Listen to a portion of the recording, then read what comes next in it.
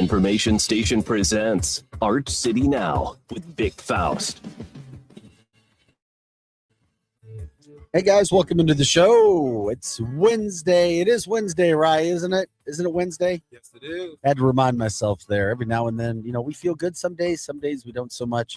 It's not so good when you wake up with headache. I know people who deal with migraines, and I don't have a migraine, but my gosh, when people explain to me what a freaking migraine is, I'm like, no, thank you. I don't even know how people function with massive, massive headaches. So anyway, no sleep last night, but I was good. I went to bed after watching. I think I've had a headache ever since I watched SLU basketball play last night. They're terrible. I'm sorry. They're terrible. Oh, no. They're that bad now? 2 of their last 3 games, they have not been good. Yeah. I mean, I could do and be the cookies and lemonade poolside guy and, oh, we love our Billikens. Oh, we love SLU. It's such a pretty story. Dude, freaking a team with 5 losses in the very bad A10 destroyed them last night. I'm like, where are my SLU Billikens, man? All I know is Avila needs to be shooting more. Yeah. When he shoots, they score, and I don't get it. And I don't want to hear anybody say, well, they have problems winning there, Vic. They haven't won there since 2000. It doesn't matter. You beat that team by 30 points at home this year. Mm-hmm. And shout out Facebook. They let us back, baby. All right, there we go. That's good. What can we do to get in trouble? Yeah, I'm looking for like that bad kid in the candy shop, man. Yeah, I don't, man. I just don't get it with SLU. Yeah, it's bad. It's bad. I mean, I didn't expect that loss. I didn't. I was like, okay, it could be a trap game, but I'm like, come on.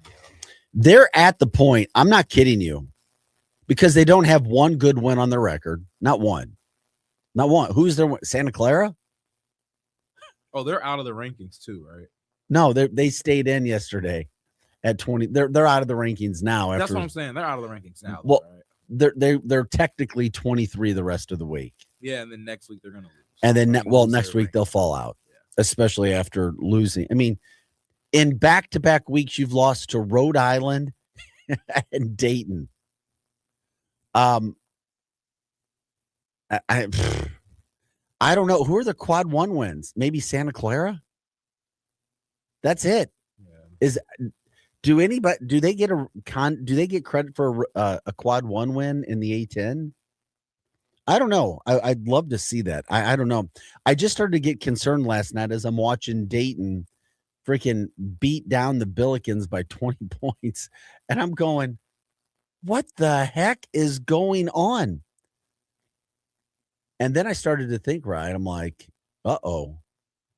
You can't just assume that this team is going to make the tournament now if they don't win their conference tournament. Exactly. Now I kind of understand why they had them ranked like a 9th seed or 8th seed in the predictions. Yep. Now it makes a little and that was before last night. Yeah. And they had them ranked so low despite their record that looks impressive. But the thing about, if you're ever going to talk sports or cover sports or do these, you have to go beneath the surface. Too many people just look at the headlines and they're 25-2. It's no. Who are they playing? What are the scores? It doesn't make sense. And then the flip side of that is, and we'll get into that today, is Missouri. Mizzou beat another ranked team last night. They took down Tennessee. Here come the Tigers. Missouri has 5, count them up, 5 quad 1 wins, 3 against ranked teams. And 2 of their last 3 games have been wins against ranked teams.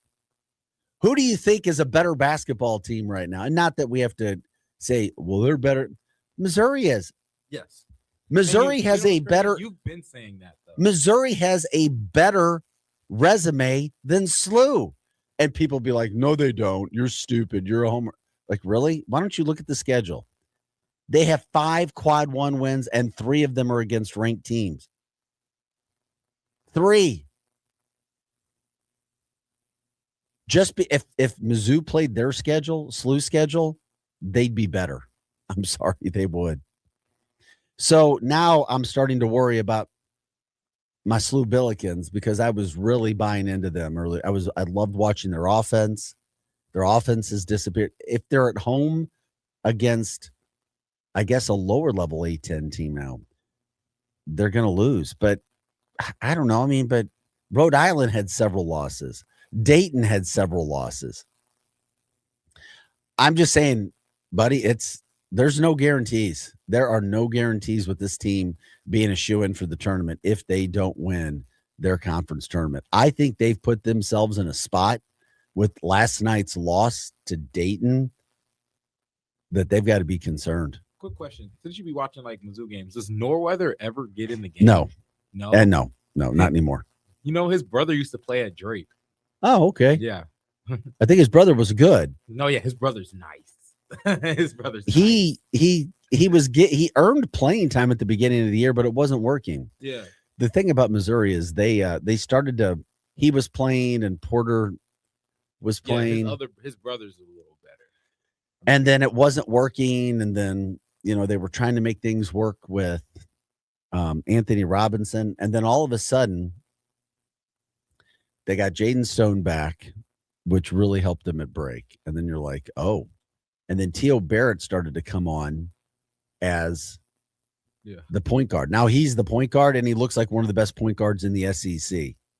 In like 8-9 games, this kid is a player. Teo Barrett by the way, he had 28 points last night against Tennessee. And the offense changed. I was thinking to myself, is this good that Dennis Gates finally put him in? Yes. But is it bad that Dennis Gates couldn't see that he had this talent all season long? I'm just like, I'm happy. I am happy.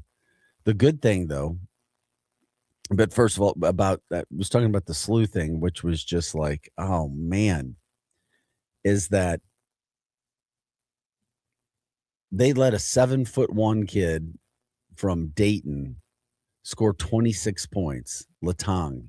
Amel Latong is his name. He had 26 points. They had a guard, Bennett, had 17. The final score was 77-62, and it wasn't even that close. They hit a three-pointer at the buzzer. It was 77-59 at that point. I'm just like, oh, my Lord, this is bad, bad, bad. So,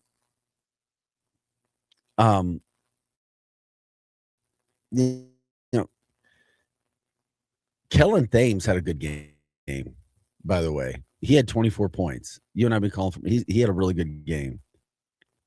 Dean Brown had 15. But if you're the Billikens were down 25 points in the first half. I mean, they cut it to 11 in the second half, but never did you feel at any moment that they were going to come back. So I was like, oh, brother, this is really, really bad. And now you're talking about a Billikens team who have lost. They've got a super, super, super, super easy schedule. And they just got destroyed by Dayton and beat up by Rhode Island. And I'm like, okay. I know they're better at home, like a lot of basketball teams are, like Mizzou. And all I can think is that Saturday they host DeCoin at home, and they're probably going to destroy DeCoin. After what they've already destroyed DeCoin at DeCoin. DeCoin's another bad A10 team. The A10 is full of bad teams, bad basketball. And if you're in a bad basketball conference, which SLU is, and you're losing to bad teams in a bad conference, that is not going to be the computer systems are messed up for basketball. I think you see that and realize that. Mm-hmm. They're all they are so messed up. I mean, they don't honor your schedules or wins that against good teams. They would only honor, like they would look at a schedule. Oh, how many wins do you have? It doesn't even look at who you're playing. So they've got Du Quoin Saturday night. Then they will host Loyola next Wednesday. And then now I'm very concerned. The last game of the season, SLU plays at George Mason, and they have not been good in their last 2 road games. So now I'm like, uh-oh. I'm telling you, if SLU loses that last game at George Mason on the road, they have to win the conference tournament, to get in. But then again, you hope they would at that point in time, because then you're losing half your games going in to the tournament. I know this has been a beautiful season, but there is reason for concern right now. There is reason.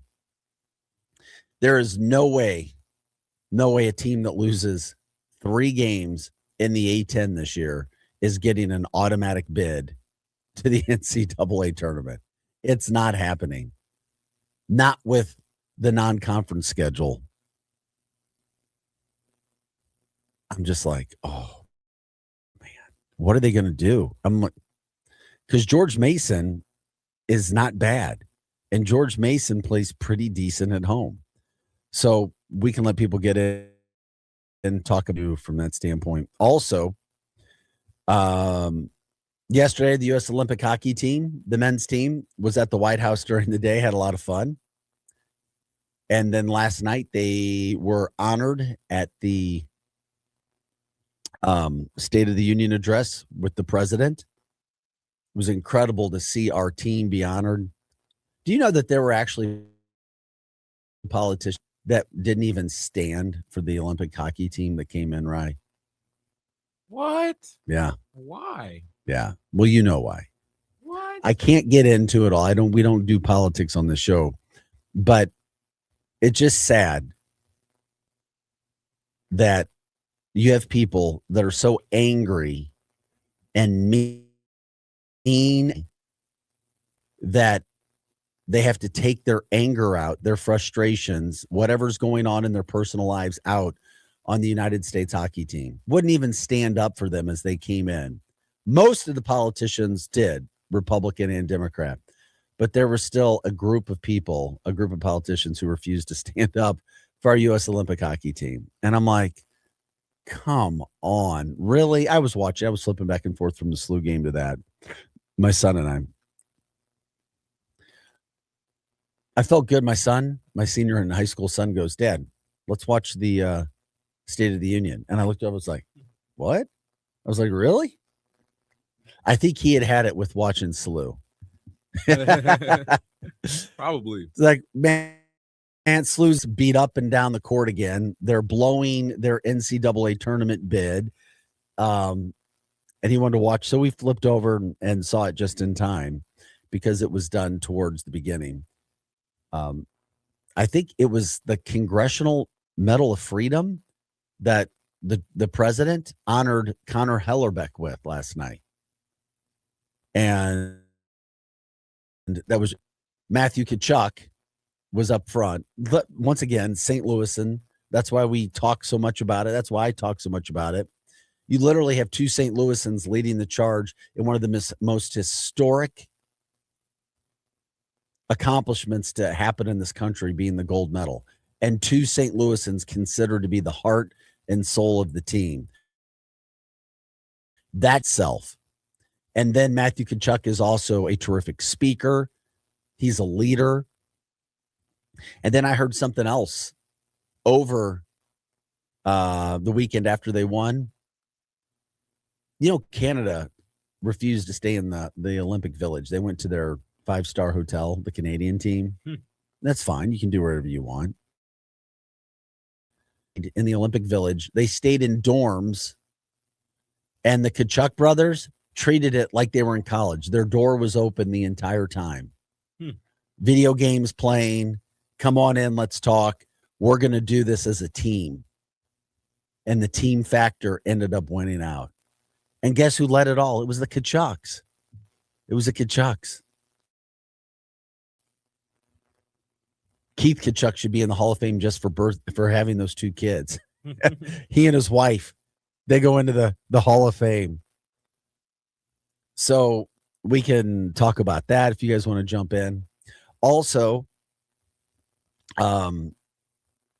last night, the president said that, and this is the other thing that I really just, why can't, there's just so many people that want to look for controversy and be mean. Oh, and by the way, there's pundits, by the way, too, Rye. Media pundits who are ripping Team USA because they took a phone call with the president after the game. It's the president, though. I know, man. It's not about like if I know, Rock but would do it or that- not. Like, but- I would but- expect the president to call. Right. But Rye, there are people who are so angry in their politics and they hate their lives and they hate themselves so much that they need to go rip hockey players who have nothing to do. They're being kind and accepting an offer, ripping them, calling them misogynistic and all kinds of bad things. And by the way, Team USA women are going to the White House to see the president. Okay. They didn't go last night, but that didn't mean that they were upset or were taking a political stand. They made it clear. And the president last night said that as well during the speech that he was given. He reminded everybody the women are going to be coming to the White House. Okay. So end of story. There are headlines. If you look through social media yesterday, right, you would have seen, oh, the women aren't going to the White House. And it's like, read the story. They're patriotic. They are great friends with the men's team, and they're going. And then, of course, Jack Hughes' mom had to come out and do an interview and say, no, stop looking for a story. She's associated with the women's team. No, we're going to be there. Just most media people do not do a deep dive. They'll just Especially look at nowadays. they'll look at a headline. No, go do your homework. Come ready, come prepared if you're going to talk on TV, on radio, on podcast. Make sure you have the stats there. There's no story there. They're going to go to the White House, whether we like it, whether we don't like it. It is what it is. Just let them be athletes. But that's the thing that really was frustrating to see. Politicians so angry they wouldn't even stand and applaud our American hockey team because of politics. Anyway, so the good news is that Mizzou won. Bad news, SLU lost. Good news, the hockey team was honored. They had a blast, as you could see. NHL hockey gets back into play tonight, Rye. They are back. The Blues get started tomorrow night. We can get into that as well. Talk about that. Yeah, I was just looking here. Like on the KSDK website, which I was looking at, Rye, headline, Jack and Quinn Hughes respond to U.S. men's Olympic hockey team backlash over a Trump call. It's like, come on. Come on, people. Stop looking for things. We don't need any more people getting frustrated. We have enough in life to worry about than to start with freaking politics. Ugh. So anyway, that's going on. You also had tensions at St. Louis County Council meeting last night. The outgoing executive, the county executive, Sam Page, clashing with his council over the video lottery terminal enforcement and where they're going to have their new headquarters. It's like, okay, there's always enough to get people riled up and going things. So we don't need it. By the way, this is Arch City now. We're here on a Wednesday morning. It is 6:25. So glad you're with us. We are your Lou information station. We are live and on demand at louinfo.com. The sun's already up, or at least the sun has risen. It's lighter outside. It's supposed to be in the 50s again today. Hope you enjoy it by Friday. It's supposed to be in the mid 60s, mid upper 60s and sunny. We will certainly take that any day of the week. Gotta love that. If anything else is happening in your neck of the woods, anything to promote, please let us know. You can jump in on X. Is X back up and running, my friend? I know we were having some issues. X has had some issues lately. X has been posted 8 days ago. It's still having issues, but we're up. So we're for sure up. It's just still having those like weird issues. But yeah, I don't know what's up with X. X has been tweaking for the past like week and a half. Like, I don't know. Okay, but we got Facebook coming back. Yeah, Facebook's back. X is up. It's just not. I don't think it's doing what it usually is done. Yeah, it doesn't. I don't get it either. Oh well, we do our best from that standpoint, and we move forward. Also, another story that we will get into. I disagree with this. Others may agree, and I'm just letting you know that I disagree with it.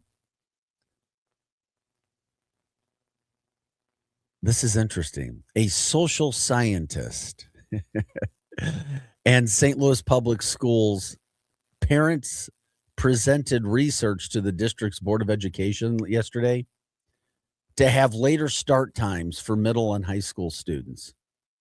Okay, on the surface, oh, yeah, that's great. Really? Is it? Now, there are situations where kids are stuck in some bad situations, and we'll get into it. When you first hear, oh, yeah, St. Louis City wants to start school later, I guess that gets good and decent and right. Oh, yeah, let them sleep in. What time are the kids going to school until? And then what about parents picking kids up or parents working? Or it's not always as easy as it seems. And then what about activities in the nighttime as well? And dinner and so forth. I don't know about that. I don't know. We'll break it down, what they're looking at, what they're trying to push forward. But then again, we don't know if it would be accepted in the first place.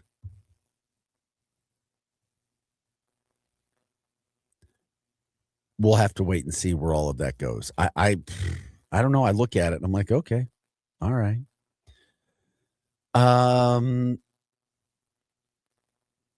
What else do you? Oh, I've got it, and we'll get into a little bracketology when it comes to the NCAA tournament as well, which may show you how some of these things go. This was put together as well before Mizzou got their big win last night in regards to how many teams would be getting into the tournament and where the SEC sits, especially considering. How about this? I'll just tell you this as we go to break. The bracketology numbers has 11 SEC teams in the making the NCAA tournament. That's a lot. And I'm telling people, look at Missouri and what they've been able to do. They got blown out by Kansas and Illinois and everybody, and threw them to the curb. I did too. And then they've come back now. 5 quad one wins, 3 against ranked teams, 2. My team, I got to get healthy. Oh, Dennis. Team, I got to get healthy. I mean, wow. But what's interesting, and this is, I don't get, maybe I should come back after the break and do it. I'll give it right after the break. Missouri's the last of the 11 that they have getting in, and their seeding, which was done before they won again last night, blows my freaking mind. And we'll break it down for you. But the SEC is absolutely loaded. They don't have a bunch of top-notch teams, but they've got a ton of really good teams. And that's why a lot of them are beating each other. Man, I'm looking at that right now. Okay. What we'll do is we'll take a quick break. We'll come back. We'll talk about the later start times for schools in the morning throughout the St. Louis area. Is it a good idea? Is it not? What times? Give you my opinion, break it down why. More SLU talk, more Mizzou talk, more NCAA tournament bubble talk. The Billikens kind of in trouble. Obviously, losing to the kind of teams that they're losing to is not good. If you want to give us a call, you can do that as well. 855-282-8255. We are your Lou information station. We are live and on demand at louinfo.com. St. Louis, meet your new daily companion, the Lou Information Station app. Listen live anywhere, anytime with one click. Dive into live or on-demand content. It's the fastest way to stay connected to the conversations that matter in the Lou. Just search Lou Information Station in the App Store or Google Play. And it's free today. The Lou Information Station app. Crystal clear St. Louis talk 24/7. People ask all the time, who the heck is Low Cost Airlines? Well, we're not just one airline. When you're talking to us, you're talking to everyone. We are the discount supermarket for all airline tickets. Plus, we have all the airlines and always have the best prices. American, Delta, United, plus all the specialized international airlines and a lot more. And we make it easy. We guarantee you'll talk to a live human in 60 seconds. You can have the rate you need and have your trip booked in 5 minutes. Now, how cool is that? And remember, when you're talking to us, it's like talking to every single airline available. Fast phone call. All you need to do is call and find the best prices to fly wherever it is you want to go. So are you ready? Call Low Cost Airlines right now. 800-298-0306. 800-298-0306. 800-298-0306. That's 800-298-0306. LouInfo.com news headlines. Brought to you by Brown and Crouppen. GetBC.com. Your LouInfo.com news report. The St. Louis County Council is considering higher user fees at parks and rec facilities across St. Louis County. The proposal would raise indoor day passes to $4 for kids and seniors, $5 for adults. Aquatic center passes at North County Rec Complex and the pavilion at LeMay would increase to $8 and $10, while season passes stay the same. Gym, meeting room, and ice rink rentals would also go up. A man has died following a stabbing inside a home in Ferguson on Tuesday in the 400 block of Ames Place. Police said a woman living in the home stabbed the man. They've not said whether the two were related. The man was taken to a nearby hospital where he was pronounced dead. St. Louis drivers heading north on Interstate 55 North should know the Missouri Department of Transportation will close all lanes at the Gravois Avenue exit beginning Saturday at 5 a.m. for tree removal and drainage work. Avoid the closure by exiting at Gravois Avenue and continuing to 12th to rejoin northbound I-55. For the Lou Information Station, streaming 24/7 at louinfo.com and the free Lou Info app, I'm Jen Austin. Now, LouInfo.com weather. Presented by Home Bank. Member FDIC. Secure your financial future by opening a high-yield checking account today. Go to myhomebank.bank to get started. Here's your LouInfo.com weather update. Things look pretty good today with a mix of sunshine and clouds. We'll be in the low 50s. Overnight, we could get some showers. We have a quick cold front dropping in. Cloudy skies, and we're in the upper 30s. Maybe a shower in the morning on Thursday, but clearing up a little bit in the afternoon. Our high in the low 50s, sunny Friday. I'm meteorologist Steve Hamilton for the Lou Information Station, streaming 24/7 at louinfo.com and the free Lou Info app. The choice of a lawyer is an important decision. It should not be based solely on advertisements. Not sure how to get a lawyer after an accident? Call Brown and Crouppen. We'll walk you through it. Worried it'll cost too much? Here's a fact. At Brown and Crouppen, you pay nothing up front, and we never get paid unless you do. When you're our client, you'll have all your questions answered, all for free. Hurt? Get the facts and help you need. Call Brown and Crouppen now.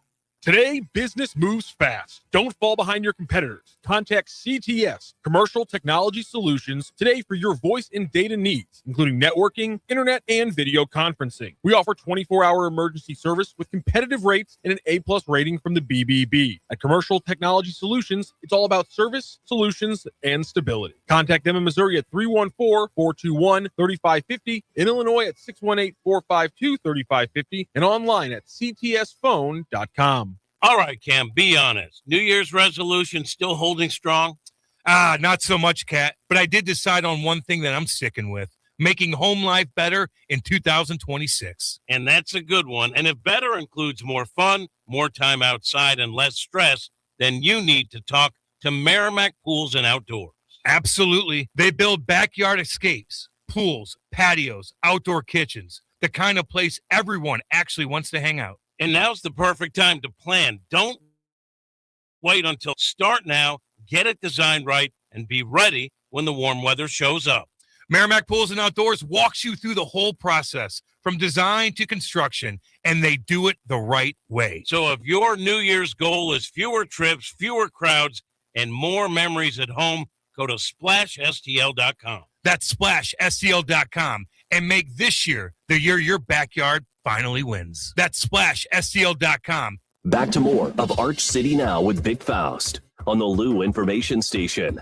Streaming 24/7 at luinfo.com. Hey guys, welcome back to the show. Good morning. Happy Wednesday. 855-282-8255. We are your Lou Information Station. We are live and on demand at luinfo.com. This is Arch City Now. Producer Rise here. I'm Vic Faust. Glad you guys are with us. Happy Wednesday. It is February 25th. A few days left in this month before we kickstart it into March. Yes, that's right. Time is flying by. Should be a decent day from weather standpoint. Highs in the 50s, little overcast. Hopefully we get some sun. Not too shabby, though, when it comes to the weather this morning. Could have been a whole lot worse, that's for sure. Anyway, we've got those things going on. By the way, I did see this, too. I don't know what it is for an update. WashU is going to take over the St. Louis College of Pharmacy, which has been around for a long time. I know a lot of people who've gone through the St. Louis College of Pharmacy. So apparently they're going to absorb the school and open a new school. So we certainly wish them the best from that standpoint. WashU does a phenomenal job in so many areas and looks like they are taking it over and trying to help out from that standpoint.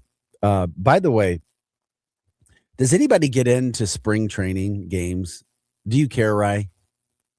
You're a baseball fan. I really don't. I haven't been talking much about it. There's just not a lot with the team right now. We're kind of waiting to see where everything's going to go. The Blues get back into action tomorrow night. They host the Seattle Kraken. And they made a little trade yesterday. Nobody that's going to change their team. But do they make a big trade today, the day before their first game? That's what I'm waiting to see. It's like, are the Blues going to put something out there that's, I don't know, man. Are they going to make a deal or not? We see tonight, the NHL gets back to action, the Blues tomorrow night, and it's like, okay, well, let's see. Who are they going to get rid of? Are they going to keep the same team or not? Also, you know what else is going on this week? The combine in Indianapolis for the best football players. They go and practice, or do they show off their skills? They do that every year. That they do it in Indy every year. We told you earlier, Connor Hellerbeck is going to be awarded the Medal of Freedom. The president awarding him that after his performance and helping the United States win gold, which was really cool. But the other thing that I was talking about when it came to the NHL, there really haven't been massive trades yet. So maybe it's like one thing happens and then the others fall in. I don't know. We'll have to see how that all shakes out. But right now, that's what you've got. Also, where they go. We'll talk more about it later, but SLU basketball lost. They got drilled last night. I mean, they got ran. They got beat up, however you want to say. I mean, embarrassed by a very average Dayton team. It was in Dayton. SLU has problems winning there, but not good. Third loss of the year now. Second in conference, second to another bad team. And if they're not careful, they're going to mess around and have to win that tournament and not have a secured bid anymore. They were already on the 8-9 seed last night before they lost to a team that has already lost 5 games in conference. If you're SLU, man, you would start to worry about what you've got going on. And they still have a tough game on the road to end the year. They play at George Mason, their last game of the year. And that was one of the top teams in the conference. Uh-huh. And that's where I'm like, uh-oh. SLU better, that's their, I mean, they're not going to have any issues with these other teams. They shouldn't. But yesterday I was trying to figure out, too, why that point spread was only 5.5. That's it. So anyway, they lose last night. Good news for our area. Mizzou won. They beat another ranked team last night. Mizzou's the real deal for the tournament. They're going to the tournament. And it's so weird. It's like they have a tough schedule in the SEC. They do. 11 teams are expected to make the NCAA tournament from the SEC. And Missouri, they've already got 9 wins in conference. I mean, they're rolling. 3 wins against ranked teams, 2 wins against ranked teams just in the last 2 weeks. 5 quad 1 wins. There's a lot to be happy about in the midst of some frustration that's happened with this team trying to figure out who they are. One game they could be a top 10 team. The next, you just don't know what you're going to get. But a lot of tough games that they've had to play that they're going through right now. So good for Mizzou last night. We'll talk more about that coming up a little bit later. It is interesting when you see how they are. They got it done, and they had to. They also have some other big wins in conference as well. So, I mean, when you look at Mizzou and their record right now, they're 9-6 in the conference. All right, 9-6. And I know it may sound crazy, but they're in 6th place in the SEC, and 11 teams are expected to make the tournament. They're 19-9 and 9-6 in the very tough SEC, a conference that's so tough that 11 teams are expected to make the tournament. Dennis Gates has turned it around. He has definitely turned it around. Are you rocking with Dennis Gates right now? Yeah. I remember you weren't really rocking with him for a minute. Hell no, I was not rocking with him. And you know why? He didn't coach offense. No. The best thing that happened to Dennis Gates was a guy named T.O. Barrett. And T.O. Barrett should have been playing. I'm still upset with Dennis. Here, I'll find a reason to be upset at him. T.O. Barrett should have been the point guard from the start of the season. We jacked around with Anthony Robinson for a long time. And then T.O. Barrett came into the mix and everything changed. They had an offense.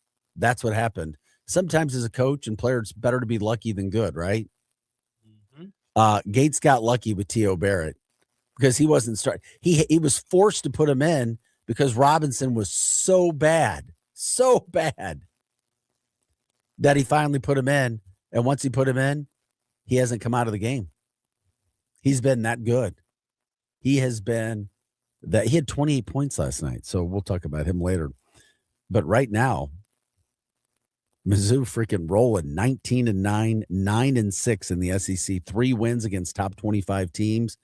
If they're not careful, they're going to go up. But I want them as a lower seeded team. I do. I want them at 11. You do not want to be on the 8-9 line. You do not want that. Missouri has not done well in the 8-9 line. And then if you do happen to get a win, you're facing a number 1 team in your second round. That's what happens there. But yeah, we'll get more back into that if we need to. Also, here's the story we were talking about, or at least I was a little bit earlier. What do you think about this? Start times for St. Louis schools being later in the day. Well, a social scientist and a parent brought a possible situation to the Board of Education yesterday. So here's what they do. Right now, St. Louis Public Schools operate a 3-tier system with start times. They have start times at 7:10, 8:15, or 9:15. A new proposal would move the district to a 2-tier system, which is start times of 8 a.m. or 9:30. I think it's too late. I think it might be too late to get everything done. The board president, Dr. Adams, raised concerns about the 9:30 start time for elementary kids. That's too late, saying school would not end until 4, which is like dark in October. She said it's entirely too late to start elementary students at 9:30 a.m. They get off at 4 and it's already dark. So that's the 9:30 standpoint. I don't know. Just they also said, district officials that added cost for before and after school care would total at least $2 million. So I think that's a lot of money. So, Dr. Watson recommended the start time shift take effect during the 27-28 year.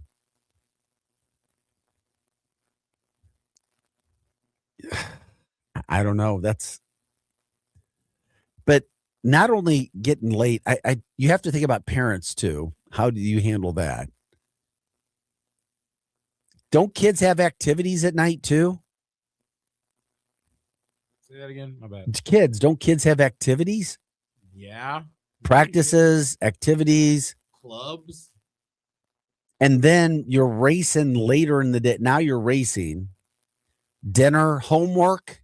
Yeah. Do they still give homework at St. Louis City Public Schools? I hope so.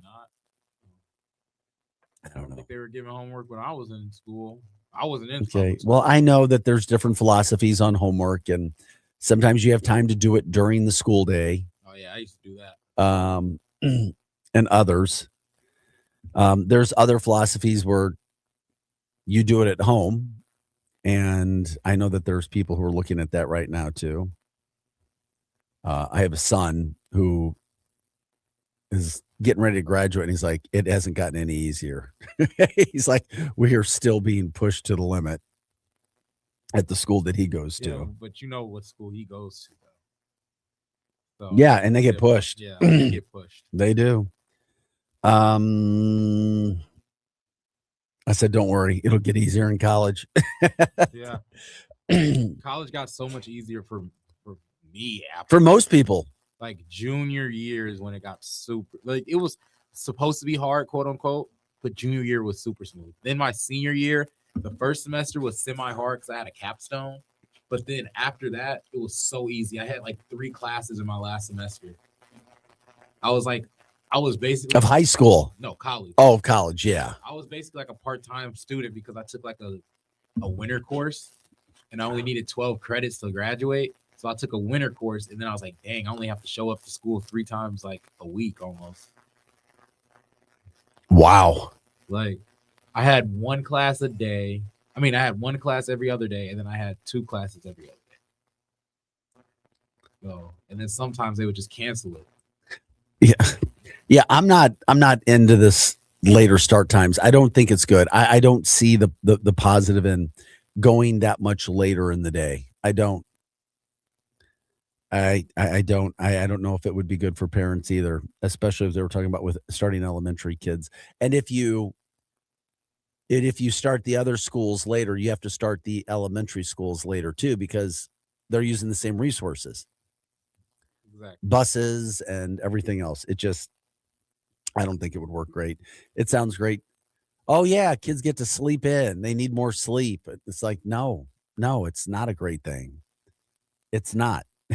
because you know what's going to happen if kids don't have to get up as early. What are they going to do? Oversleep and just No, they're going to stay up later. Oh yeah, true. They're going to stay up later. True. They're going to push. Oh, I don't have to get up till such as I can stay up, or I can stay at my friends, or I can stay on my video games longer. Yep, I still do that today. Well, yeah. If I get a text, like, even though I love doing the show, if I get a text, oh man, like, what was it? When was that one day when you couldn't come in? Was it Friday? I'm trying to remember. I think that was like, Friday. Yeah, it was like Friday. 2 Fridays ago. No, last Friday. Yeah. last I had to go. Friday. I had to I got drive. that text message. I was like, dang, Vic, I hope Vic's cool. And then I was like, oh man, I only have to go into at like 9. So, and I just had to do Charlie's show, and I was like, oh, No, I just had to work my other job. Oh, yeah. I had to drive to Quincy that morning, by the way. Ooh. I had to be in Quincy at 7 a.m. Oh, my God. I was like, yeah. So I was at I had to go to a Quincy hospital at 7 a.m. And I was like, okay, this is fun. But, Not. Oh, my gosh. That made my Friday so, like. Oh, I helped you out. Yes, you did. Did we run Dave Ramsey? We ran Ramsey, so I didn't have to show up. And then I showed up at 9, and I just edited for an hour. And then I did Brody's show at 10 to 11, and then Charlie's show's rerun. So I already do all my work before. Oh my gosh! Starts. So I was chilling. This is Art City Now. We cover a lot of different things. That's producer Rye. I am Vic Faust. We were talking about the situation with starting school later. 8:15 and 9:30. No, kids would. Man, if you had kids starting late, they're all going to be staying up late. Video games and whatever else that's going on. I just don't see how that would even have a shot at working. But St. Louis Public Schools said that they're listening. They'll take a look at it. A lot of lottery tickets, scratchers have been winning in the St. Louis area, which means now that I'm saying it, it's probably over. A second Missouri Lottery Scratchers player, this time in St. Charles County, won the $1 million prize. The recent winner claimed the prize at the Missouri Lottery St. Louis office on February 9th. So they purchased one of the $5 million fortune tickets at the ZX gas station on Bryan Road in O'Fallon, Missouri. So, boy, how much do they pay? The $5 million fortune, it's a $50 scratcher game. Does that mean you're paying $50 to buy a ticket? I think maybe. A $50 scratcher game with over $240 million in prizes, with top prizes of up to $5 million. Participants have a 1 in 3.3 chance of winning a prize on the game. Some prize. But if you're paying $50, but here's the other thing. Look at the since the scratcher game launched in June of 2025, players have claimed over $20.3 million in prizes. That's a lot. More than $29.8 million in prize money. This is going to make you sick to your stomach. Remains unclaimed. You're talking about $30 million in prize money is unclaimed, including one more top prize of $2 million and 3 $100,000 prizes. So there you go. It's out there. There's a lot. By the way, earlier this month, we told you about another player who won $1 million in the $1,000 Frenzy Scratchers game. That ticket was sold out in Wentzville. So happy joy to some of the people who are out there buying tickets and winning no matter where you are. Yeah, must be nice. Good luck and congrats to you for doing that. What else did we have? This is Arts City Now. We're taking you till 8 o'clock today, Monday through Friday. Hot Take Central 2.0 follows us. Cam Jansen, the former Blue, Cardinals broadcaster Jim the Cat Hayes. They get things going to make sure everything is really, really good for your day there. Also, if you didn't see this, when we come back, ESPN and the Savannah Bananas have hooked up on a deal. Oh, yeah, that's right. The Savannah Bananas are getting ready to start another season. You know what the most popular thing at Busch Stadium was last year, right, Rye? It was the Savannah Bananas. Yeah, I know. It was sold out in back-to-back nights. That was the best thing. They're coming back. I'll be curious to see if they're as popular this year as they were last year. You know, how new can a show be? How much can they continue to keep people's attention in this day and age? They're certainly going to be trying it. They've got more coverage now. You're going to see more of them around. That will be interesting. We'll talk about what they've got coming up again when we come back to see where they're going, what they're doing, so forth from that standpoint. We'll also talk about Mizzou and SLU basketball and bracketology, breaking down the conferences with the most teams and so forth. Might surprise you which team right now, or excuse me, which conference is considered to have the most teams into the tournament already. I think it will surprise you. We'll see. We'll get into all of that. Plus, if you want to jump in, you can on X, Facebook, and YouTube. Once again, that's X, Facebook, and YouTube at Arch City Now. You can also give a call if you want to. 855-282-8255. We are your Lou Information Station. We are live and on demand at luinfo.com. Producer Rise here. I'm Vic Faust. We'll take a quick break and come back right after this.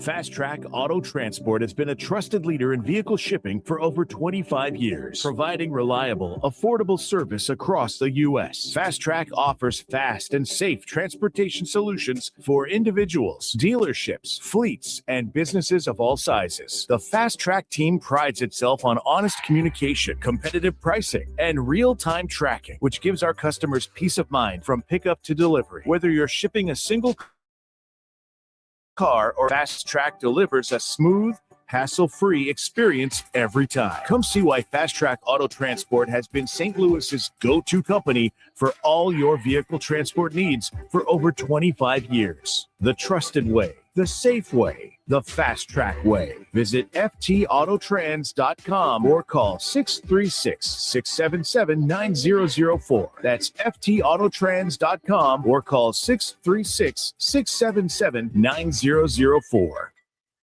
After a long day, nothing beats kicking back in a brand new hot tub from St. Louis Hot Tub Warehouse. These guys are the real deal.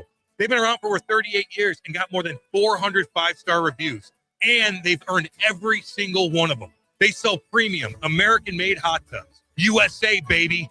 And because they keep their overhead low, they pass the savings right on to you. You're getting better quality at a better price. And here's the best part.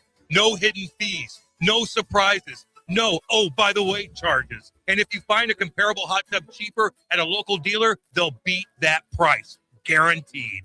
That's right. Best price guarantee. No one's beating them. Plus, when you buy from St. Louis Hot Tub Warehouse, you're buying from a company that's been here for decades. And they'll be here to service your tub for as long as you own it. Check them out at besthottubprices.com. That's besthottubprices.com. St. Louis Hot Tub Warehouse, highest quality, best price. Today, business moves fast. Don't fall behind your competitors. Contact CTS, Commercial Technology Solutions, today for your voice and data needs, including networking, internet, and video conferencing. We offer 24-hour emergency service with competitive rates and an A+ rating from the BBB. At Commercial Technology Solutions, it's all about service, solutions, and stability. Contact them in Missouri at 314-421-3550, in Illinois at 618-452-3550, and online at ctsphone.com. Broadcasting live from the J. Randolph Jr. Studios, this is the Lou Information Station, KLIS 590 AM, Wood River, St. Louis.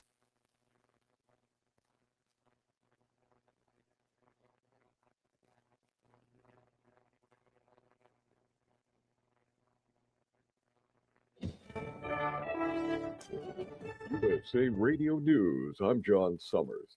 President Trump introduced the men's U.S. Olympic hockey team last night. Here with us tonight is a group of winners who just made the entire nation proud. The men's gold medal Olympic hockey team. Come on in. Trump says both the men's and women's U.S. Olympic hockey teams made America proud. Trump says America's in a turnaround for the ages. Trump gave his first State of the Union address since being reelected on Tuesday night. Bigger, better, richer, and stronger than ever before. He opened his State of the Union address in Washington, D.C., saying, "We have achieved a transformation like no one has ever seen before." Trump said America is now a country where the interests of hardworking American citizens are always our first and ultimate concern. He then promised that trillions of dollars is going to continue pouring into the U.S. I'm Mark Mayfield. The family of Nancy Guthrie is offering a $1 million reward as the search continues for her in southern Arizona. Today, host Savannah Guthrie posted a new video on social media and said someone out there knows how to find her mother.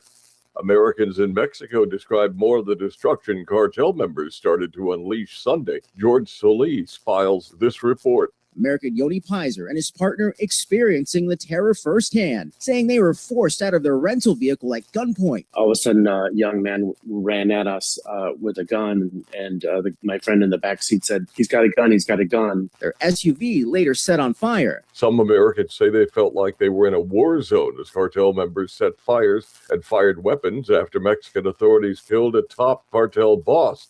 Texas Congressman Tony Gonzalez says he won't resign amid pressure over alleged sexual texts with a former aide who later died by suicide.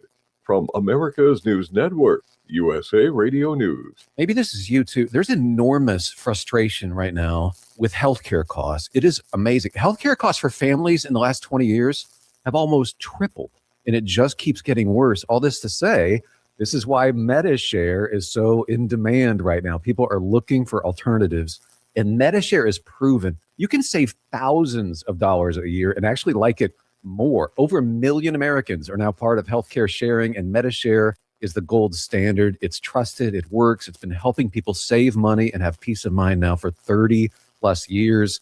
It's not some big impersonal thing either. It's a community of people like you helping each other. So yeah, if you're frustrated too, here's your chance to make a refreshing change. You'll notice the difference as soon as you call. They're easy to talk to. You can get a price within 2 minutes. Here is the number. Call 855-SHARE-40. That's 855-SHARE-40. 855-SHARE-40. The 4-member News reports on the Lou Information Station are presented by Brown and Crouppen. So what's your channel?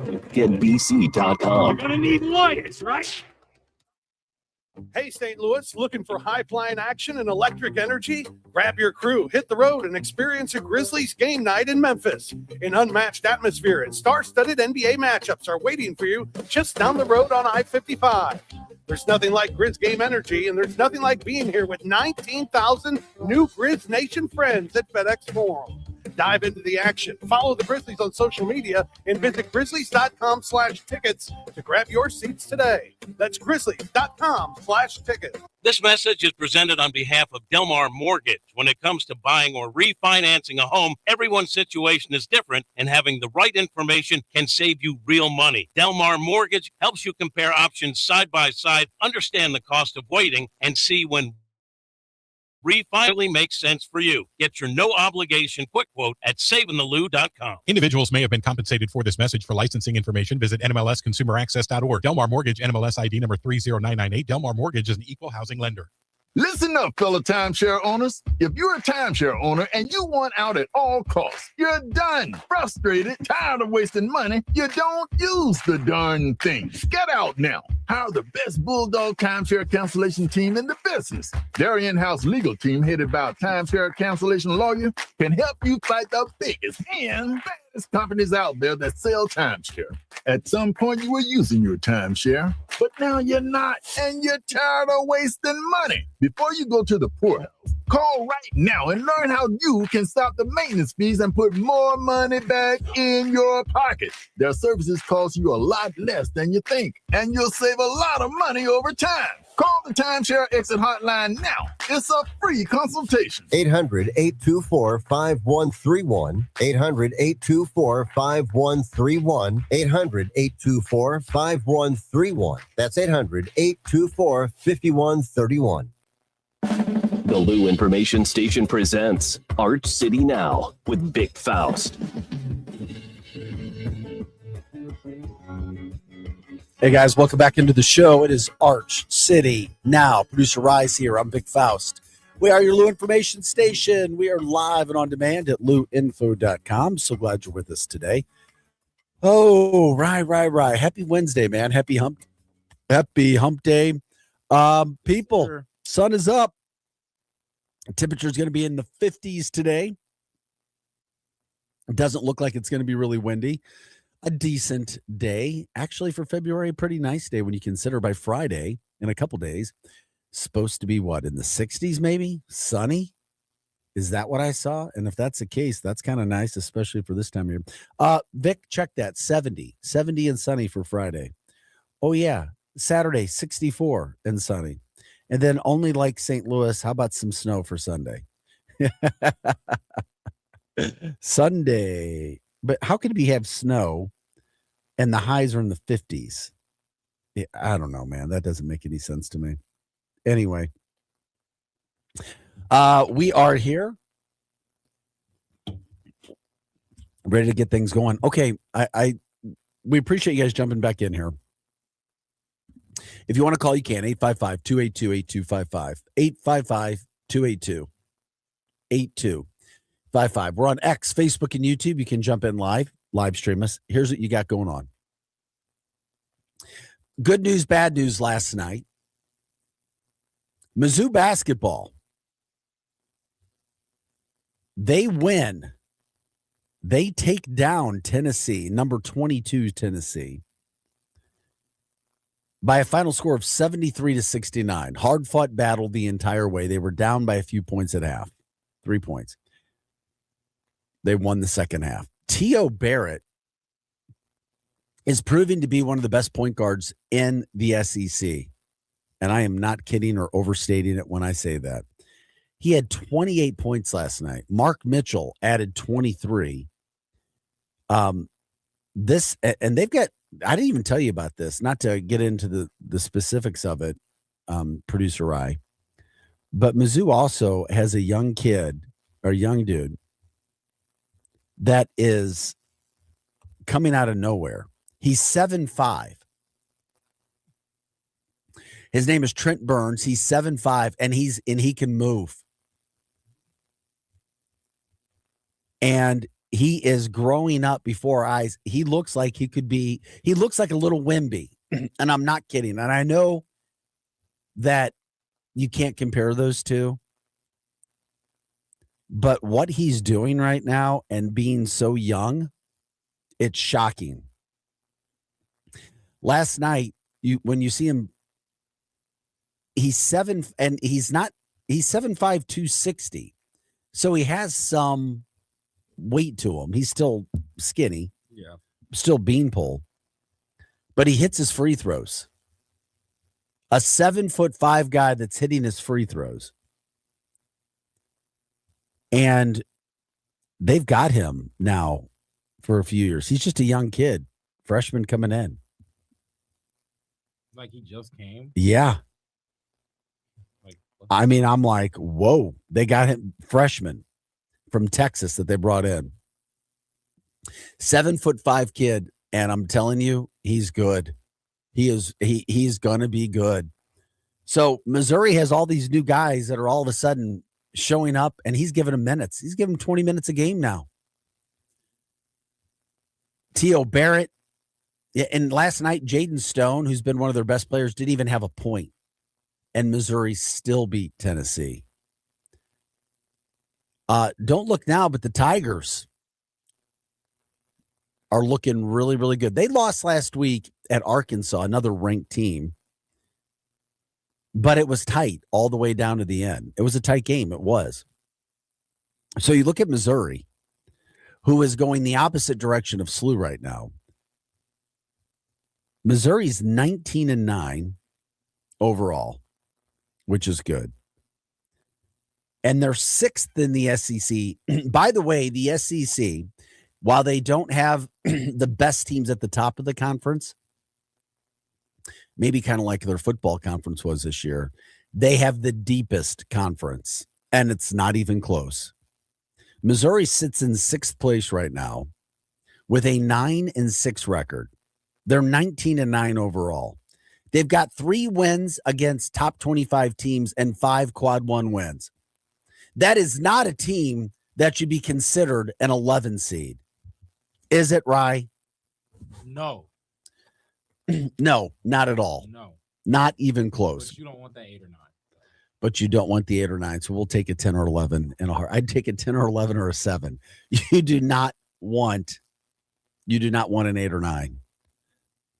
Because your second round matchup would be against the number 1 team if you get out of the first round. And Missouri has not been good in these 8-9 games in recent years. That's for sure. Oh, they have it. Because you know what happened last Yeah, I get it. Congrats to the Drake Bulldogs. Yeah, they're not making it this year at all. Man, I just be seeing people post on their like Instagrams and Snapchat the Drake basketball team. Like, man, you don't even know the good old days with Darren DeVries and Ben McCollum. Your good old days are gone, buddy. Oh, they're gone. You got to get a new coach.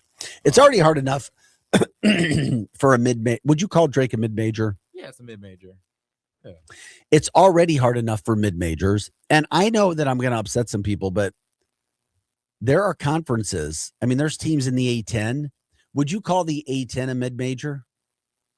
Lower mid-major, yeah. Lower mid-major or higher mid-major? It's a lower mid-major. The A10 is mid. Do you think it's mid? Yeah, like it's very. You don't think that conference is as good as Drake's conference? Actually, level playing field. Okay, I agree. Level playing field. So, because I think of Drake as a mid-major, so I'll go with the A10 as a mid-major. I'll go with that. But they're more on like there's like a pendulum, like it's like they're teetering to like low tier, like. Well, this year the A10 is. Yeah, like no doubt. Teetering to like, no offense, but C-Sun. During the broadcast last night for SLU, and I know I'm going back and forth between Mizzou and SLU, just because it's some bigger stories in the area right now. We've got some other news stories that we'll cover as well. But in 2014, the A10 had 6 teams in the NCAA tournament. Yeah, Wichita State, right? And Dayton made the Elite 8. Mm-hmm. They said that during the broadcast of SLU Dayton last night. I was like, damn, I forgot about that. Back when the A10 was a much more legit conference, but NIL has kind of ruined it. NIL has made it to where there's no like. You're not going to see any of those. You're just not. The best players from the A10 are see ya, bye, gone. Sayonara. I'm going to Bama. I'm going to Michigan State. Well, see, that's why I was worried about SLU. If some of the like Kellen Thames he's a good player. Yes, he is a slasher. He's a scorer. He's got another year left if he wants it. He's a junior. I could see him going to another school if they paid him, unless he just wants to stay home. And maybe he wants to stay home and finish out with the Billikens. I just don't know how much money they have or how much they'll want to pay him and see what happens with the school year. But getting back to Mizzou. So Mizzou now has won 2 of their last 3 games against ranked teams, lost a tight one to another Arkansas team. They still have left. They still have Oklahoma. They play at Oklahoma. They've got Arkansas at home. So then you're like, okay, all right, we'll see where they go from that standpoint. I also look at, who's going to be, who's going to make the tournament, what their schedule looks like, because Missouri has an interesting game this weekend. They're at Mississippi State. Mississippi State is a bad basketball team. They're 13-14. So you would look at Mizzou and you're like, damn, you have to win that game at Mississippi State. You do. You're going to go in as a good favorite. That would put you at 20-9. And then you have Arkansas at home and Oklahoma on the road. That's it. That's left. That's your schedule. It is certainly setting up for Mizzou. They've gone through a gauntlet of teams, and they could be right back in there with a really good seed. NCAA tournament, please keep them out of the 8-9. Please keep them out of the 8-9. So that's the good news with local basketball. The bad news is SLU. SLU got run last night in Dayton, and it wasn't pretty. I mean, they were down most of the game by 20 points. They cut it to 11 late, but then or later in the second half. But You never got the feeling that SLU was going to come back and win that game. Dayton, a 5-loss A10 team, beat SLU. This is after SLU lost last week to Rhode Island. I'm only concerned from the sheer fact of they end their season at George Mason, and they're not the same team on the road. Not uncommon. A lot of teams were like that. If SLU loses another game in conference before the conference tournament, I'm telling you right now, they have to win the conference tournament. There's no more guaranteed NCAA pick, especially with as bad as the A10 is. It's not a good basketball conference. Anybody that knows anything about basketball knows it's not a good basketball conference. It's looking like it's going to be a one-team bid league. And I am concerned that the Billikens need to find their groove, because you do not want to lose to George Mason the last game of the season and then go into the tournament and not win. The worst case scenario would happen. So SLU loses last night. That wasn't pretty. Not at all. Will things change? Let's hope. They did not look like the same team that we have seen. They're still 25-3. They're 13-2 in the conference, but they've now lost in back-to-back weeks to really bad teams. These are not tournament teams that they're losing to. They're losing to lower echelon mid-majors.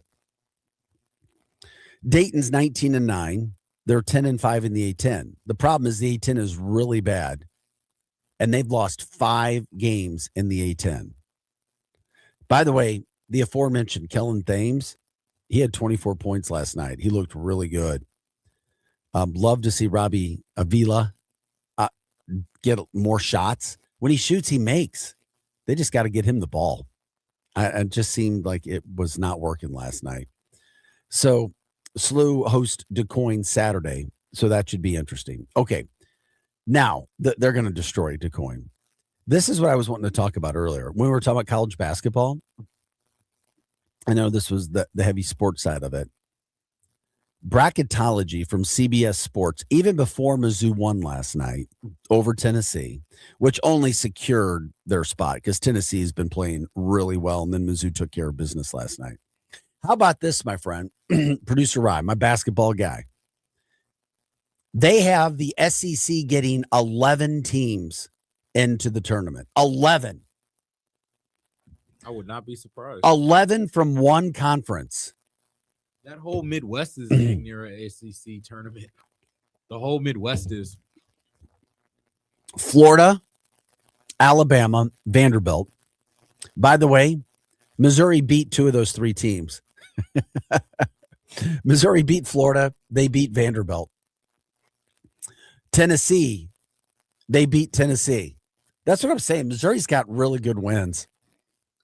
5 quad 1 wins, too. Arkansas, Kentucky. Oh, yeah, they beat Kentucky, too. Yeah, so you see what they've done. Georgia,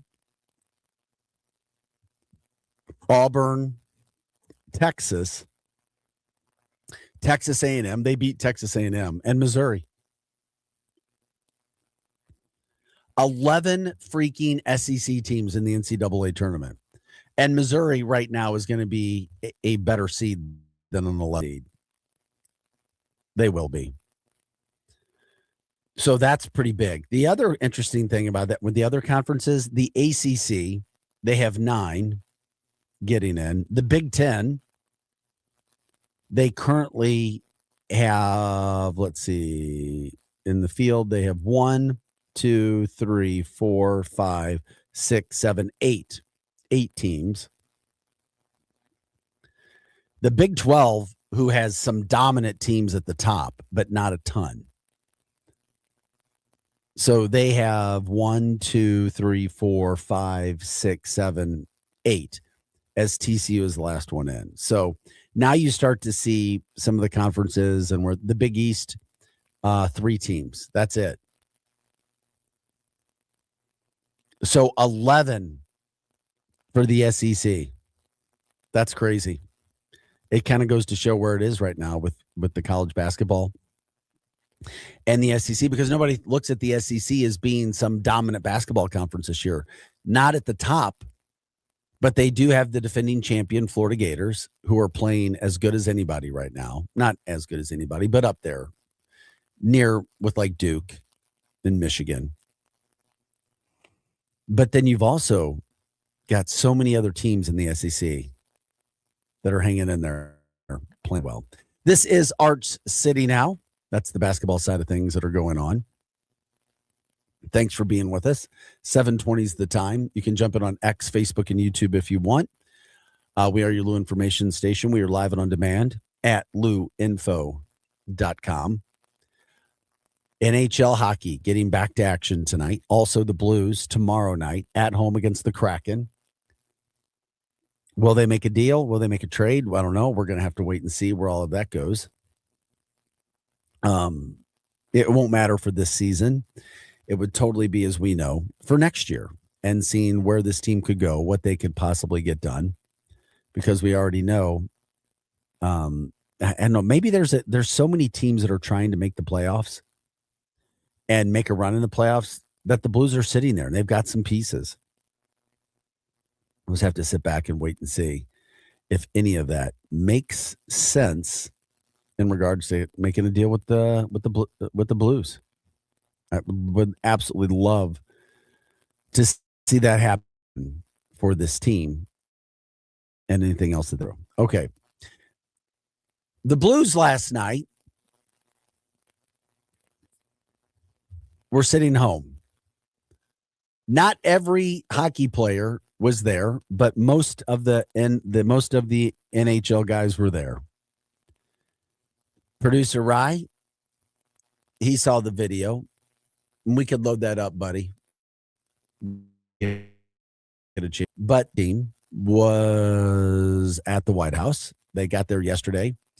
The president picked the guys up, flew them in. They got to visit the White House, hang out at the White House. Then they were there last night for the State of the Union. But before they got to the State of the Union, the Kachuk boys, the brother, it's almost like the leaders, the unofficial leaders of this team are Matthew and Brady Kachuk, St. Louisans. And this is one of the greatest sports stories in our country's history. It is. It's one of the greatest, considering the time, the effort, how it happened, the stage, who they were playing. Well, yesterday, Brady and Matthew did an interview that we'll show you right here with U.S. Senator Eric Schmidt from St. Louis, who is a massive sports fan. So they were just kind of going back and forth, and here's what they put out on social media yesterday. Here is Senator Eric Schmidt, Matthew, and Brady Kachuk. All right, I am with the Kachuk boys, the brothers that brought home the gold for the United States of America. We're so proud of them. St. Louis guys, you guys hydrated? We're hydrated with some Anheuser-Busch products. All this, baby. St. Louis. So how you feeling? I mean, 2 days later now, right? How you feeling? We're like on top of the world feeling. Like it's absolutely insane. It's so incredible to be back in U.S. soil. We got to celebrate in Milan. We got to celebrate in South Florida. Now we're here in Washington, D.C.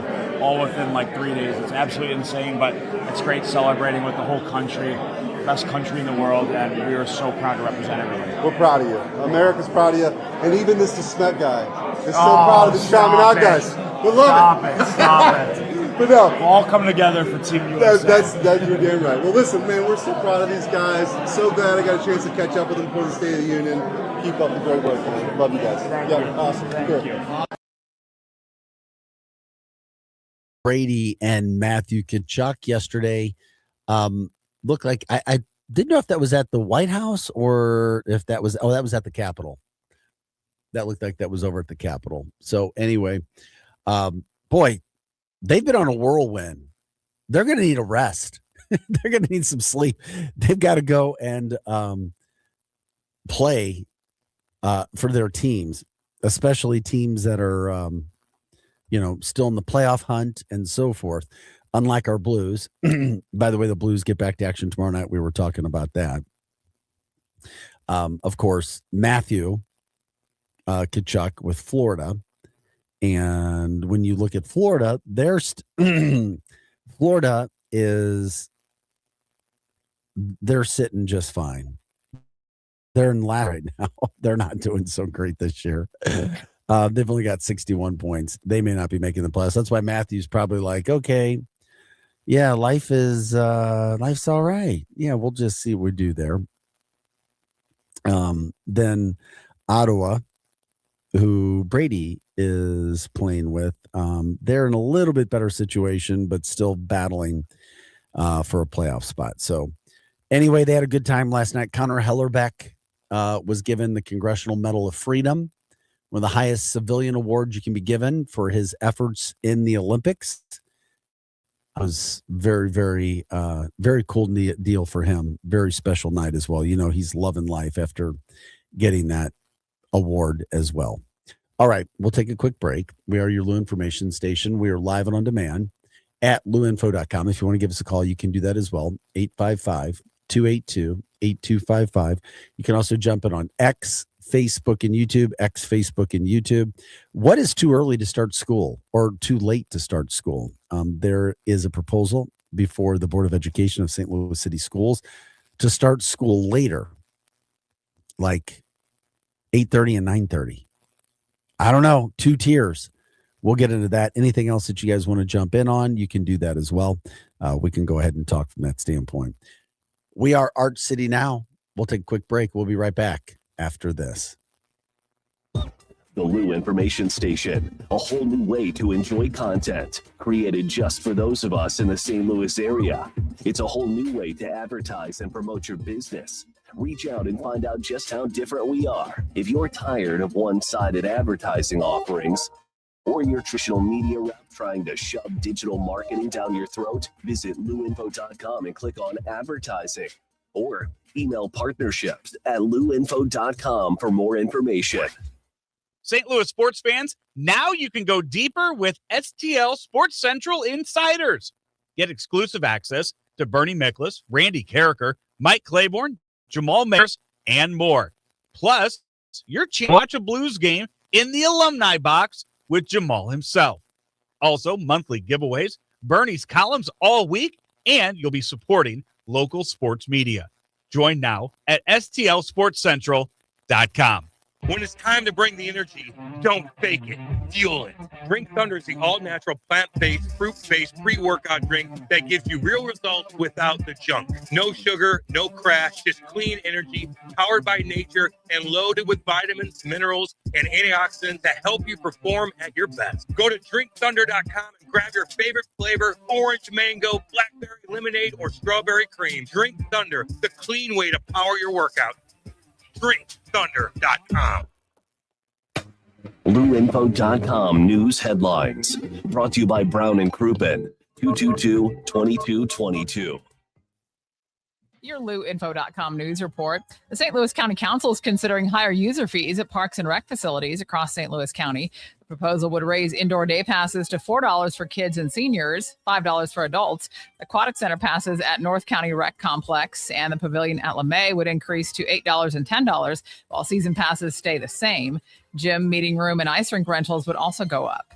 A man has died following a stabbing inside a home in Ferguson on Tuesday in the 400 block of Ames Place. Police said a woman living in the home stabbed the man. They've not said whether the two were related. The man was taken to a nearby hospital where he was pronounced dead.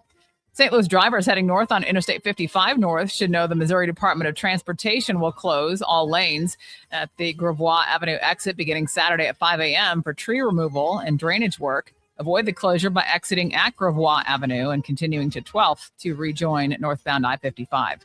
For the Lou Information Station, streaming 24/7 at louinfo.com and the free Lou Info app, I'm Jen Austin. Now, louinfo.com weather. Presented by Home Bank. Member FDIC. Secure your financial future by opening a high-yield checking account today. Go to myhomebank.bank to get started. Here's your LouInfo.com weather update. Things look pretty good today with a mix of sunshine and clouds. We'll be in the low 50s. Overnight, we could get some showers. We have a quick cold front dropping in. Cloudy skies, and we're in the upper 30s. Maybe a shower in the morning on Thursday, but clearing up a little bit in the afternoon. Our high in the low 50s. Sunny Friday. I'm meteorologist Steve Hamilton for the Lou Information Station, streaming 24/7 at louinfo.com and the free Lou Info app. The choice of a lawyer is an important decision and should not be based solely on advertisements. At Brown and Crouppen, we get that after an accident, money's tight. That's why we offer so much for free. First call, free. First consultation, free. Stuck at home or in the hospital, we'll come to you for free. So call Brown and Crouppen, where we don't get paid unless you do. And your first consultation is free. St. Louis sports fans, now you can go deeper with STL Sports Central Insiders. Get exclusive access to Bernie Miklasz, Randy Carricker, Mike Claiborne, Jamal Mayers, and more. Plus, your chance to watch a Blues game in the alumni box with Jamal himself. Also, monthly giveaways, Bernie's columns all week, and you'll be supporting local sports media. Join now at stlsportscentral.com. Hockey parents, be honest. Are your tournaments this season feeling a little unpredictable? You've planned the weekend, booked the hotel, hauled the gear. You deserve a tournament provider that's as organized as you are. And that's where Big Bear Tournaments comes in. No guessing games, no mystery matchups. We proudly list every registered team right on the website. So you always know exactly who's in your division. There's great competition, clear communication, and zero last-minute surprises. Make your season smoother. Check out your next tournament at BigBearTournaments.com. Introducing the Key STL Burger Bar and Boogie, your new home in the Grand Center Arts District. The Key STL is where the music plays, the game is always on, and the dance floor is open. The Burger Bar features the ultimate smash burger experience with premium pasture-raised local beef and a dozen house-made sauces to top it all off. It's the Key STL Burger Bar and Boogie, 3225 Olive in Midtown. Before, during, or after any game, this is the spot, St. Louis. Find out more at thekeystl.com. Back to more of Arch City Now with Vic Faust on the Lou Information Station, streaming 24/7 at louinfo.com. Hey guys, nothing like talking a little New York towns with Jim the Cat Hayes. Growing up in New York City, you said that you thought you heard that New York had dollar slices, right? Dollar slices of pizza. I thought they still had that like on the street and stuff. You could just walk and get like a slice for $1. Well, you know what? Here's the thing. I've had some New York pizza. And well, here's the thing. New York pizza they don't have toppings. There's no toppings. It's cheese. That's okay. This is what I've been told from my New Yorkers. It's got kind of an overdone crust, almost burnt. And then cheese and sauce. Not like big toppings on it. Not like if you got a thin crust Emos and you have big toppings on it. You're looking at me like I'm nuts. You're getting emo. That's you get used to it. So, but I will tell you this: I was in Myrtle Beach last summer. Myrtle Beach, and the best pizza I've ever had was a New York place that moved from New York and opened up shop in South Carolina, in Myrtle Beach. A lot of New Yorkers moved or have moved to the Myrtle Beach area. Yes. Have you seen Dave Portnoy's thing? Oh yeah, that's right. Yeah. One bite, even though it's not one bite. That on my TikTok where he went to one spot and he was like, "Do you have the right to record on my patio?" That's what the owner said. Oh so yeah, yeah. Like, yo, hey, dude. Public. It's a sidewalk. It's a sidewalk, man. And your pizza effing sucks, dude. But the best pizza I've ever had was a New York style New York brand. But this pizza had toppings, had pepperoni on it. It was awesome. Awesome down in Myrtle Beach. So wasn't a big fan of the first New York pizza that I had, but this kind I did. Loved it. So yeah, you're gonna have to try some New York pizza at some point in time, my friend. Whether you get to New York or you have pizza at a place that a New Yorker or a native New Yorker started up and makes. Or I could just continue with my emos. Or you can just continue with your emos. Yeah. Whatever that does for you. Square meal deal, baby. Is that your favorite pizza right now, emos?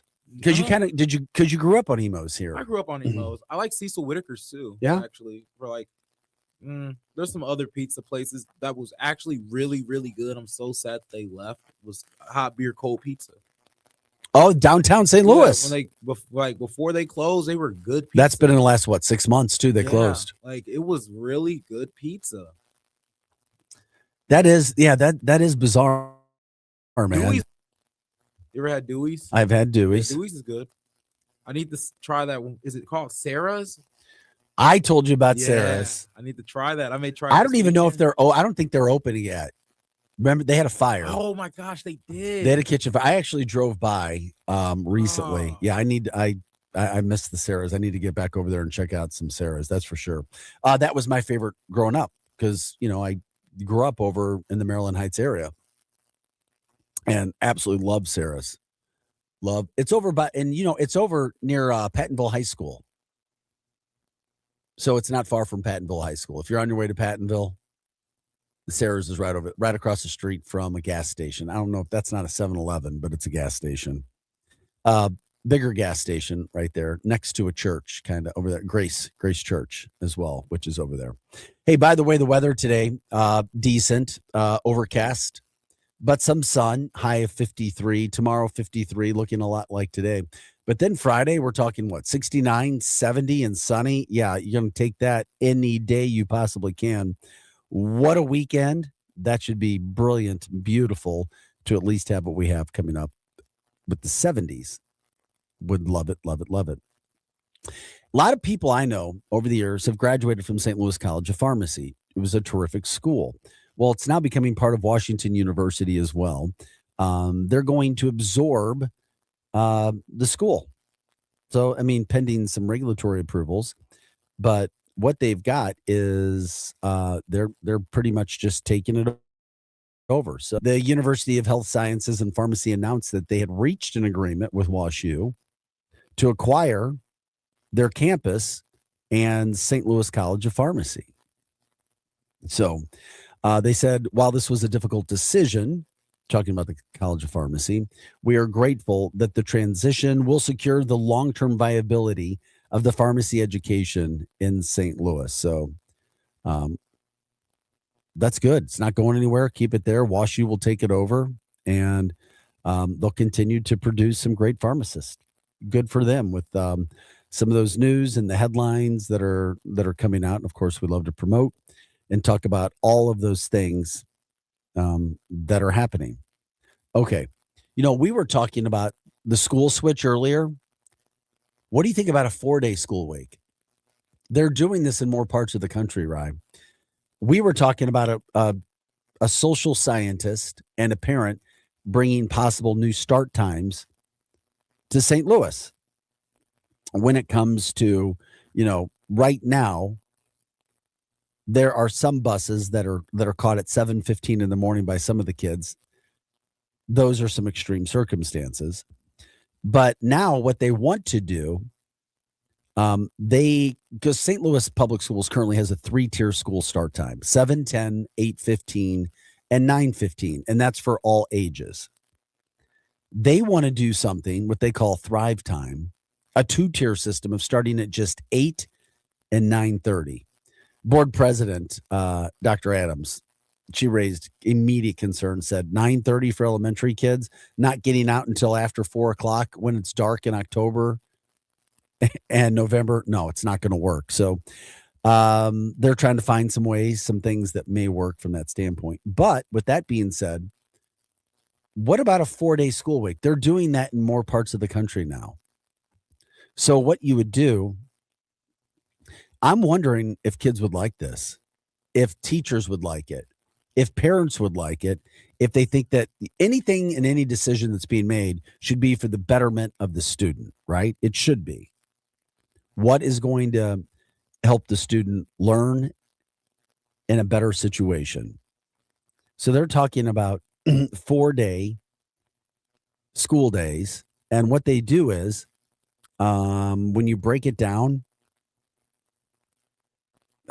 gosh, I was reading through the students. Yeah, the students say they want it. Obviously, they do. But you would go a little bit longer. I was trying to break down the hours and what they would do. Okay, so what they would do is this. The length of the school day is a local district decision. But what they've done is they've added 20 to 30 minutes to each school day. So kids would start at 8 instead of 8:20 and get out at 3:40 instead of getting out at 3:25.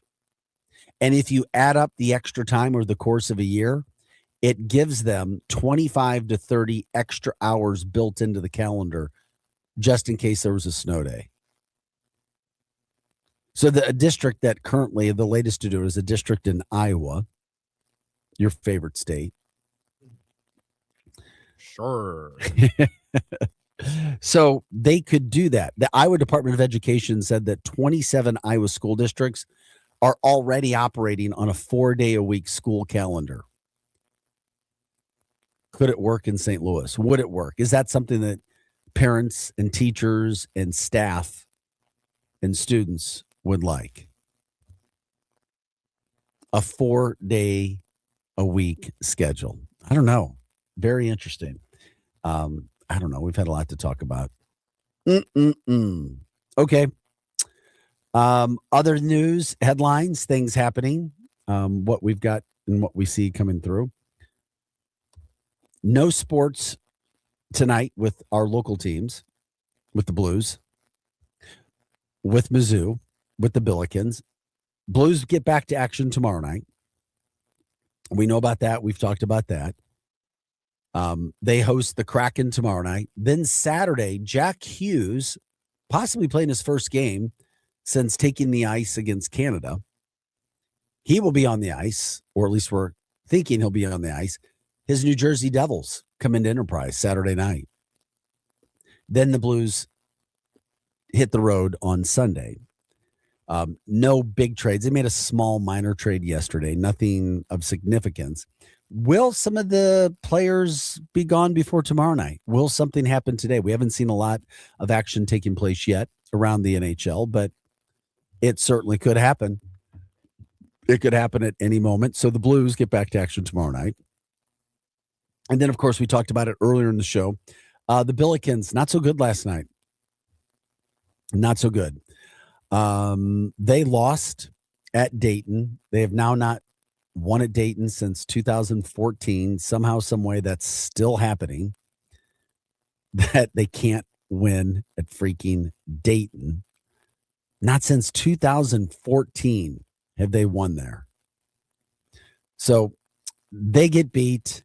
Not what we wanted to see. Final score last night, 77-62, and it really wasn't even that close. They were down for most of the game by at least 20 points. At least 20 points. So now the Billikens, the record looks good, when you're, 25-3. But the problem now is you've lost 2 games in conference to 2 bad teams in back-to-back weeks. You're going to fall out of the top 25. You don't have one real good win this season. And you still have another, what now looks like a tough road game at George Mason, the last game of the year. And you're now getting into that territory of, if we lose another game in conference, yeah, we're going to have to win the conference tournament. There will be no at-large bid to the NCAA tournament anymore.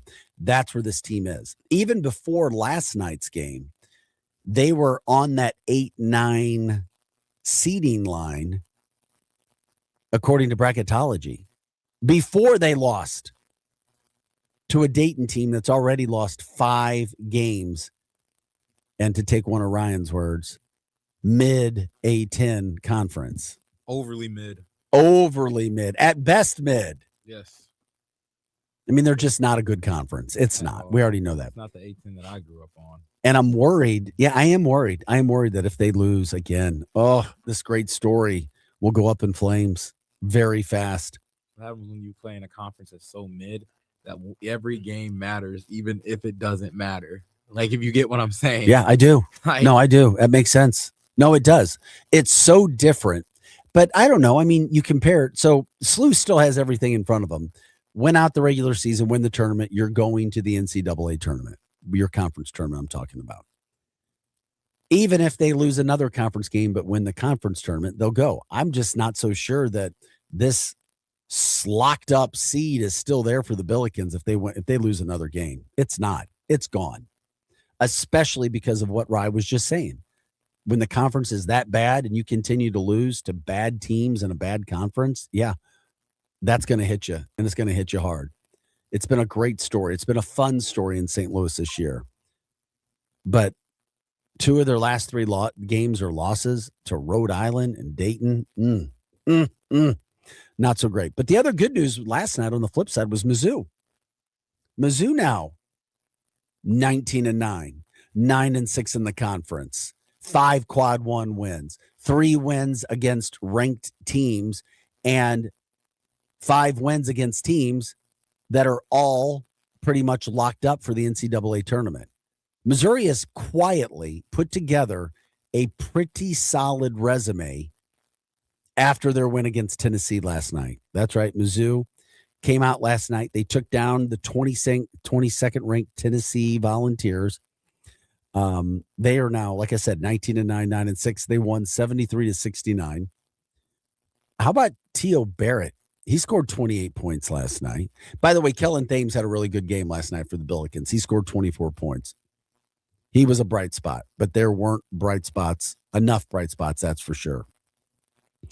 But T.O. Barrett, who has now quietly turned into one of the best point guards in the SEC in 9 games or so. Mark Mitchell added 23 points. They won 73-69. It just very, very, very good. Mizzou also, when they score 73 points, they're 18-1 this year. Okay. We got it. That's a big, big deal right there. So Mizzou now, they're pretty solidly into the tournament. Now they'll be seeing where they are from a seeding standpoint. They play at Mississippi State this weekend. They're a bad team. They're 13-14. Missouri's favored. You win that, you're locked up. Then you just have 2. Then you have 2 more games left. You're at home against Arkansas, and then you're at Oklahoma. So Oklahoma has not been a great team. Mississippi State has not been a great team. There's two teams there that you'll be favored in. Not sure if they'll be favored at home against Arkansas or not, but once again, that's another one of those games that are just sitting right there for them. So anyway, Missouri kind of changed their fortunes with a big win last night. Dennis Gates, give him credit. He put T.O. into the game, and the season changed when T.O. Barrett took over at point guard. It really did. They have really come on strong with him leading the charge. The offense goes well, and Missouri is right there with a whole lot of hype. That's looking pretty darn good. So congrats to the Tigers. The Billikens, they'll get back to action this week. They host a game Saturday against DeCoin. I would not want to be DeCoin. That's for sure. So the Billikens host DeCoin Saturday. Then next Wednesday, they host Loyola in their final home regular season game. So you can kind of start making some plans. Then next Saturday, 2 Saturdays, that's March 7th, they play at George Mason. And that's the game that I was talking about that worried me just a little bit, where I'm like, oh, okay. What's going on there? Yeah, we'll see what we got and what's happening. This is Art City now. We're here till, just before 8 o'clock today. Hot Take Central 2.0 will follow us, Cam Jansen, the former Blue and Cardinals broadcaster, Jim the Cat Hayes. You can watch them and that show on YouTube. It's very simple, very easy to do so. And I speak about Blues, which takes us into hockey. The totals are out for the ratings from that game Sunday morning that you slept through, Rye. Yes, I did. I'm just like, really? You slept through this? You slept through history. Yeah. But I guess I wouldn't expect anything different from a 22-year-old that's not a big hockey fan. Makes sense. NBC secured its second largest hockey audience on record. That's how big it was Sunday morning. According to NBC Sports, 18.6 million viewers tuned in live to watch the United States beat own Canada, winning the gold. According to the network, it's the most watched sporting event to ever start before 9 a.m.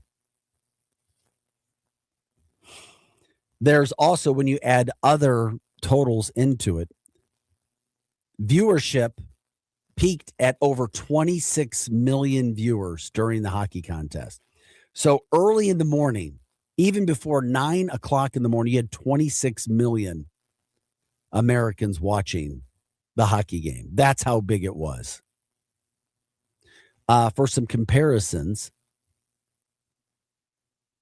Team USA's gold medal win on Sunday beat out the 2002 gold medal game from Salt Lake City, also against Canada. That viewership day got 17.1 million viewers. So that's pretty big.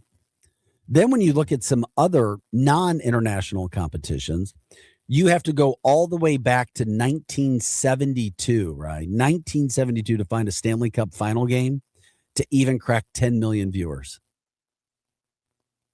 Oh my God. That's insane. The closest modern day NHL audience was Game 7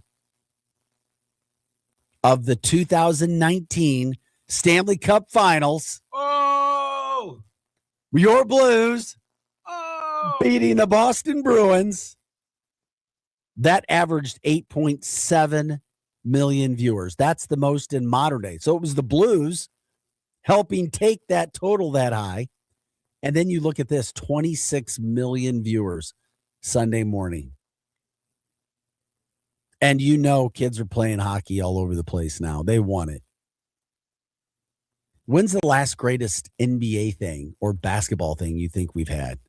Can you think of one off the top of your head? Like, are you talking about like a basketball, in the NBA? NBA, international? Well, for me, even though I'm not even a LeBron like I'm talking about ratings where people were like all watching. probably LeBron and the Warriors.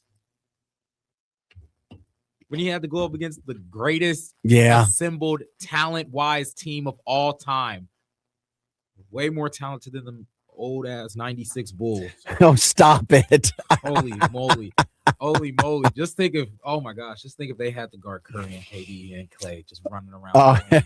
Oh my gosh. Then Draymond, man, is just punching Rodman in the face. Oh, the greatest assembled basketball team ever, the 2017-2018 Warriors. Was Michael Jordan on that team? No. Then that wasn't any. You can't have the greatest assembled team if you don't have Michael Jordan. Look, I have a really wild take about LeBron and why he had the greatest Michael could beat any of those teams with 4 guys. He doesn't need a 5th guy. And most of his teams didn't even have a 5th guy anyway. They were just out there. To fill out the lineup. Yeah, well, when you're playing guys, Luke Longley. Yeah, but when you're playing guys who got when you have 4 good players on the court, but you're playing teams with 2 good players, you should win. Oh, that's all I'm saying, man. We're done with the 90s, bro. We're done with the 90s. That's all I'm saying. We're done with the 90s. Switching gears. We're so done with the 90s. Drop Wemby out there. Y'all gonna say, oh my God. Y'all are gonna be like, oh my gosh. Wemby be broken in 2 by the end of the first half. That sounds good. Wemby would have broken bones. Yeah. Y'all can't guard him, so you just say, you know what? Let's just turn into a WWE match, right? Let's just have Bill Lampier just clothesline somebody real quick, and then just have the who's the other guy that? Hey, by the way, Bill as a coach, he was a very good basketball coach. He coached the WNBA, the Detroit Shock, but you go to talk to him, and he still kind of has that surly attitude about him. Yeah, and then you got guys like Isaiah Thomas, who still just is talking about how Jordan just did him so dirty. He did. He did do him dirty. Do anybody dirty in life like that? That's why LeBron's a good. Oh, but LeBron, he wants to be your boyfriend. I mean,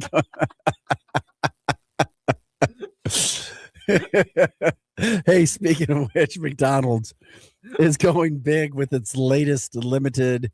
They're bringing up the biggest burger they've ever had. And you talk fast food and deals, so that's why I bring it up for you, buddy. It's the most McDonald's burger yet.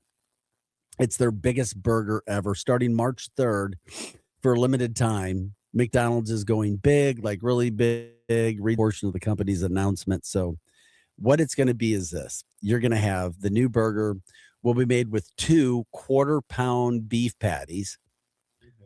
That they've already got double quarter pounder. Yeah.